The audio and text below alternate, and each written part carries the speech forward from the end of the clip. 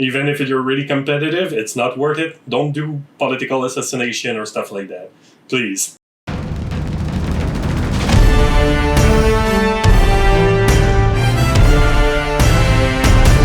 Hello and welcome to this episode of Tabletop Review. My name is Dylan and today I'm here with Zach and we are reviewing a game that I'm very fond of, and this game is Diplomacy. Just to introduce Diplomacy, because it's not a game that's very popular, Diplomacy is a game focused on negotiation, and it's a game that's intended to force the players to negotiate with each other. One of the interesting things about this game is that this is the first game that used postal play. So people will play through the post. So they will send letters to the game master of what they want to do, and they will negotiate through letters. And it is even known that in competitive game, the players will blackmail each other, send threat, and stuff like that. That would seem completely insane, but it was really competitive, especially in Europe. So in 1976, Avalon Hill purchased the game, and Avalon Hill became a division of Hasbro in 1999. And then Hasbro purchased Wizards of the Coast, and then Avalon Hill was given to Wizards of the Coast. And another thing that I find super interesting about this game is that it's a game that has been played by people that are important, because it is such a good representation of what diplomacy work is actually like, that it was John F. Kennedy and Henry Kissinger's favorite game.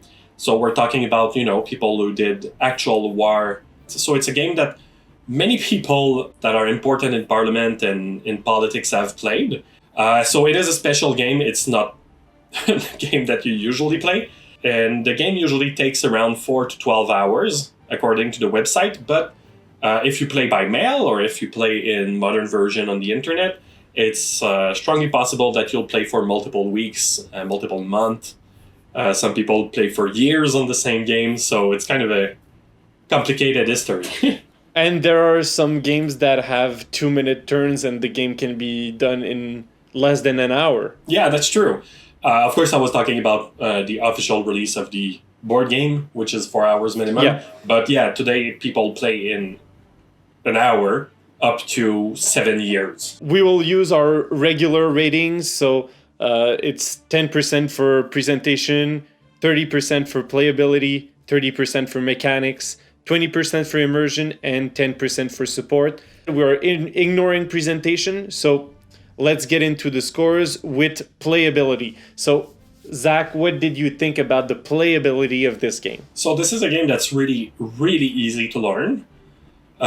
There's some rules that aren't super clear in any version. I haven't found a version that has all the rules being really clear. So for playability, I gave it a really good score still, because it's still easy to learn, hard to master, which is the objective of any game. So I gave it an 8 out of 10. So Dylan, go ahead for playability. I gave it a 10 out of 10 because, guys, there are 5 rules. Like, it's very, very simple. There's a bit of complexity to understand the rules, and maybe it's how they're phrased that it's not super easy. But when we did our last game to review the game, most people, I just explained the game for 5 minutes, and everyone understood the basics of the game. Let's get into mechanics. I think the mechanics are where this game falls a bit short. People who are used to play other war games might find this game has a lack of different units, different options, and things like that, which is a bit disappointing when you're used to having these kinds of options in your games. But the lack of options also gives the easy playability that we were talking about before. So for me, the mechanics, the biggest issue I have is the standardization of the units and everything. One of the things that I think it really makes it feel short is that every country feel like it's working the same way, which is weird because in wartime, every country has advantages, disadvantages. For example, we can think of the UK's Navy during the First World War was, out of this world because they're so used to work with the Navy and everything. And in this game, it's like, whether you're from Britain or Turkey, the Navy works exactly the same. You start, with boats and all the boats act the same way. You don't have the support. One of the things that I would like to have is like big empires like France and Britain have no support from their colonies. Other people, like, if you play World War II and you play the German, well, the German don't have tanks or anything that gives them the edge that they actually had in combat. Russia doesn't have is protection from from their temperature, which, as historians know, it's one of their big protection that they used because nobody could invade Russia ever because of that. It was just too cold. Except the Mongols. That's true, but they were already used to kind of cold. I mean, they're really close. And there's other game where you can negotiate, which have these unique stuff. So either other version of diplomacy might have some, but a game like Root have some. Yeah, there should be a bit more asymmetric options. Yeah, exactly. And for me, the game is just too symmetrical. And this is something that I really hate about games that are too symmetrical. So for this reason, and this is really personal, I do give a lot of emotion in my scoring. So I give it a 4 out of 10. So how much did you give it, David? I gave it a 6 out of 10. Yeah, so you can see it. Then the next category is Immersion. So Diplomacy is a game that can't be beat for Immersion, in my opinion. It's insane. It's if you have the right group and the right people, you're actually negotiating and backstabbing people, and you feel like you're actually a diplomat. Some people even say that this game breaks friendships. Oh yeah, for sure. I think it's better playing with people that aren't your friend, because you need to backstab people and lie in their face all the time for the best interest of your own country. And it's just, anyway, I just can't.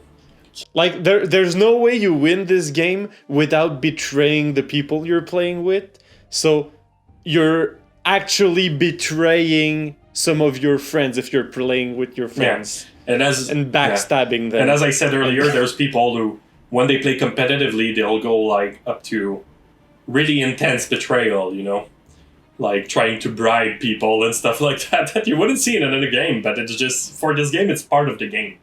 We played with your girlfriend in our last game, Zach. And oh, yeah. I'm pretty sure you would not have betrayed her. No, I wouldn't have, and that's a hard part. And I think it's one of the reason, like the fact that I trusted some people is one of the reason why I had so much difficulty in the beginning.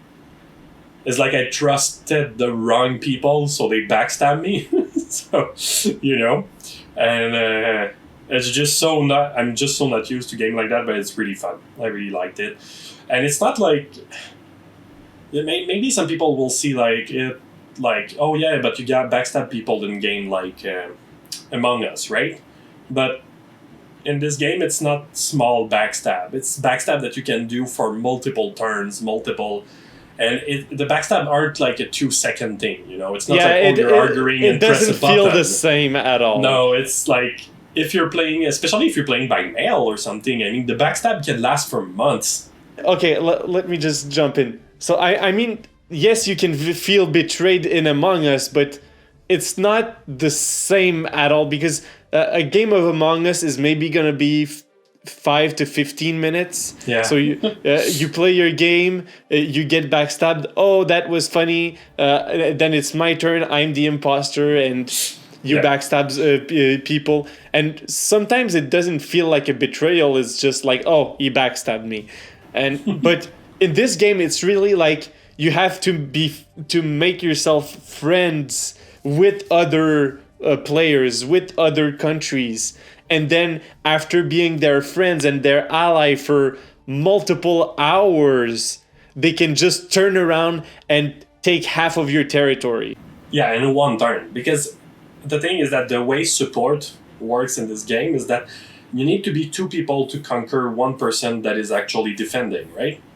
So most of the time, you need to have help from someone, but if they backstab you, like they can say, oh, I'm going to help you there. But then if they decide to backstab you, you're just done. Like they can take like a full center, right? And it's insane, like how much you can take. I remember you died pretty quick because of that, Dylan. Yeah. Like 2 people that you were actually working with backstabbed you, but they really backstabbed you really strongly, right? And like in one turn you lost like all your tactical advantages. I was the strongest player on the board, and the next turn, I was not anymore. No, exactly. So it's really good if you like political stuff. I think it's a hard game to beat. So for Immersion, for me, I gave it the perfect score of 10 out of 10. And I also gave it a 10 out of 10 for Immersion. And I really recommend you play this game. Even if there's some mechanics I don't personally like, I think it's a great game for that. But the last thing is that we'll go into support. So I have some stuff to say. The community is really supportive.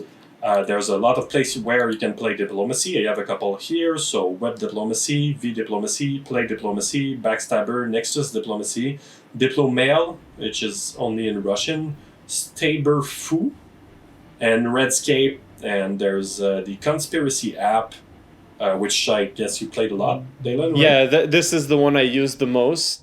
And I recommend it if you want to play it on your phone, on your Android phone. And all of those that Zach just named are versions that are made by fans. They're not official versions by Wizards of the Coast. And that's one of the things with this game, and that's where my score gets lower, because the community is really supportive, and there's a lot of people that plays, and I've been playing for years through mail and everything, but the actual company that owned the right to the game doesn't do much with it. Wizards of the Coast is a huge company. I think we all know that. It's a company that runs games, and I've been running games like Magic and Dungeons & Dragons for years. So the fact that they don't support this game is kind of frustrating. My score is 4 out of 10. The 4 points are given to the community. They deserve it. They're a great community. And the 6 point I remove is all punch that I give to Wizards of the Coast. Exactly the same thing. I give them a 5 out of 10. And the 5, all of it goes to the community. That gives us 67% score for Zach and an 81% score for myself. I highly recommend that you try out diplomacy, even if it's just a one-off. If you're into wargaming at all, you need to try it. And one of the best ways is you can play online with strangers, and I think you'll have a lot of fun. I'll say the same thing. Even if my score is lower, it's still a fun game. I really recommend you play, and I really recommend you play this game over Risk.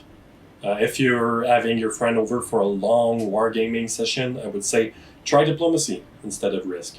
So it's like negotiation is not something that we do a lot in real life, but it is really important for this game. Yeah, so and I think negotiation is a skill that everyone should learn and should have. But there's not a lot of ways to train negotiation. Mm-hmm. Like, how do you train negotiating apart from doing actual negotiations? Yeah. So diplomacy is a great way to train yourself to negotiate with other people without putting some money or some lives at risk for real. Well, still, we need to understand that it does happen that people blackmail each other. We don't recommend it. Don't blackmail each other when you play with other people. Even if you're really competitive, it's not worth it. Don't do political assassination or stuff like that. Please. It's still just a game, guys. Yeah. So, as usual, we have links in the description.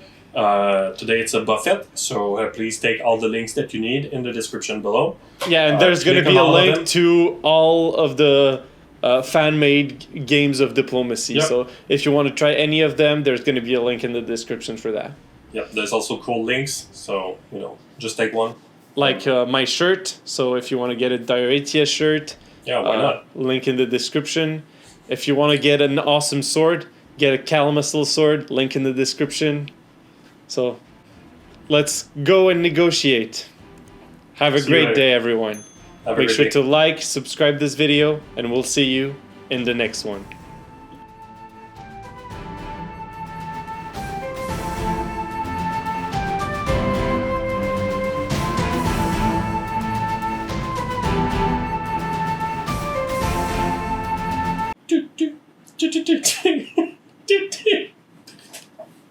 Sorry.